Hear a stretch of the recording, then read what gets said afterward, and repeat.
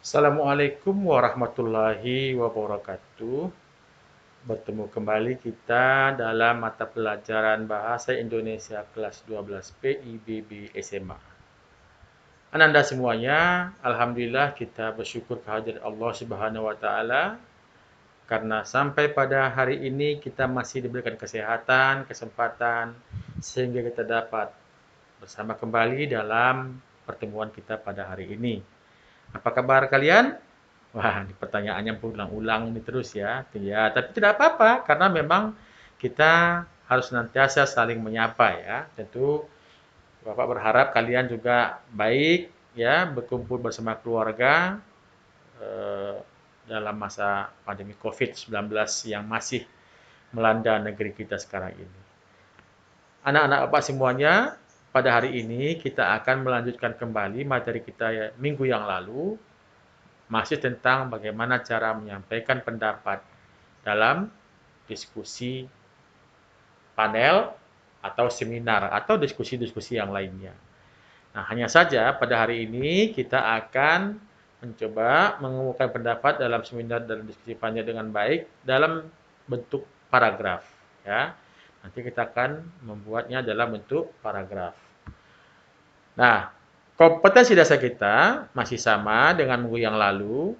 Ya, diharapkan kalian dapat merumuskan berbagai pendapat dalam kegiatan seminar, kemudian dapat mempresentasikan makalah rumusan berbagai pendapat tentang ilmu pengetahuan, teknologi, seni, budaya, dan sebagainya. Nah, untuk yang kedua ini tentu saja kita masih mengalami kesulitan ya, karena Bapak berharap kalian dapat mempresentasikan makalah nantinya. Nanti kita akan cari coba cara yang lebih baik supaya kalian dapat berpraktik dalam menyampaikan makalah ini. Anak Bapak semuanya, kita akan ulang kembali bagaimana cara menyampaikan pendapat yang baik dalam sebuah seminar atau diskusi panel. Jadi yang pertama, minggu yang lalu Bapak sampaikan bahwa gunakanlah bahasa yang baik.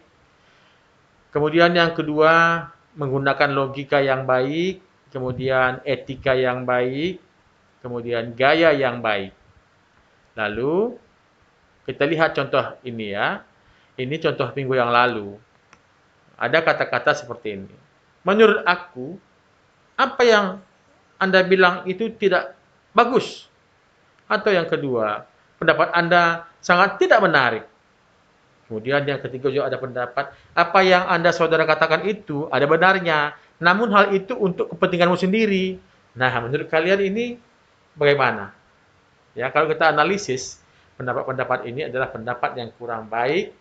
Mengapa? Tidak menggunakan bahasa yang baik. Tadi ya syaratnya tidak menggunakan bahasa yang baik. Kita harus bersyukur kepada Allah Subhanahu wa taala. Kita ini kan diberikan anugerah berupa bahasa ya. Coba bayangkan kalau kita tidak punya bahasa. Nah, untuk mensyukuri itu, maka gunakanlah bahasa ini secara baik. Nah, ini kalangan anak muda, Bapak melihat masih ada yang menggunakan bahasa-bahasa yang kurang baik, terutama kepada kawan-kawannya. Sering kita dengar bahasa-bahasa memaki, menghardik, menghina.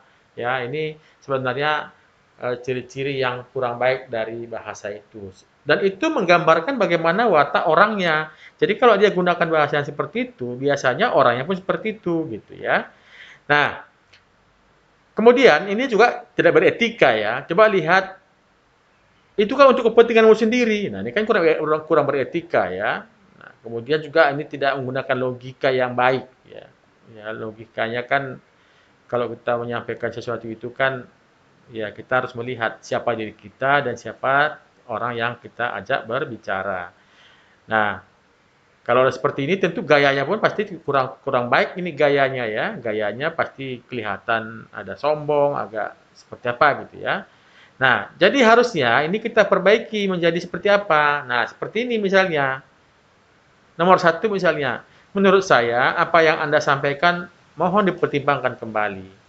Atau yang kedua, pendapat Anda ada benarnya, namun mungkin perlu kita cari pendapat yang lebih baik lagi. Atau yang ketiga, apa yang saudara katakan itu ada benarnya, namun hal itu sebaiknya bermanfaat untuk kita semuanya. Nah, ini kan lebih baik ya, bahasanya lebih baik daripada yang tadi ya.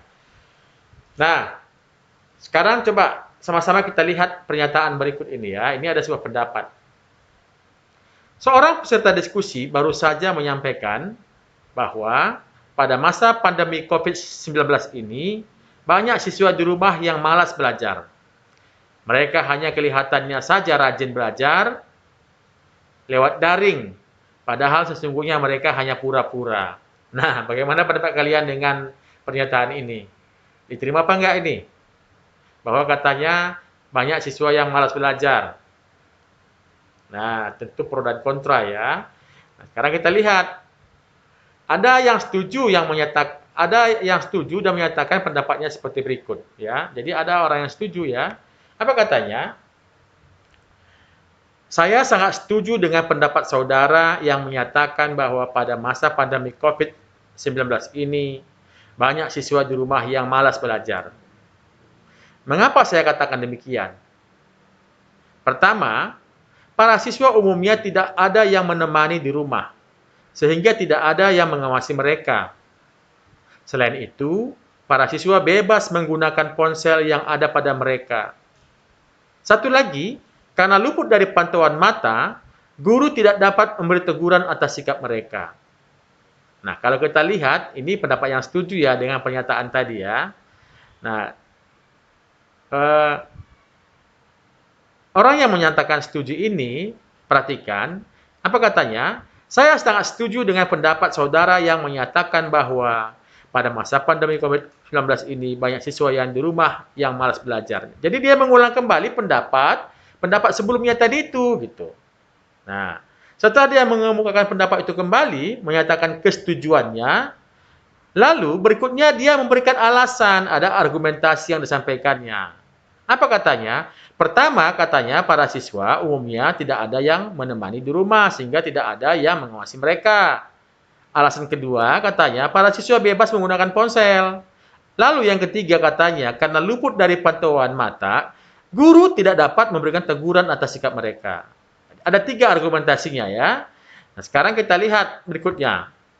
Lalu apakah kalian setuju dengan pendapat peserta tersebut?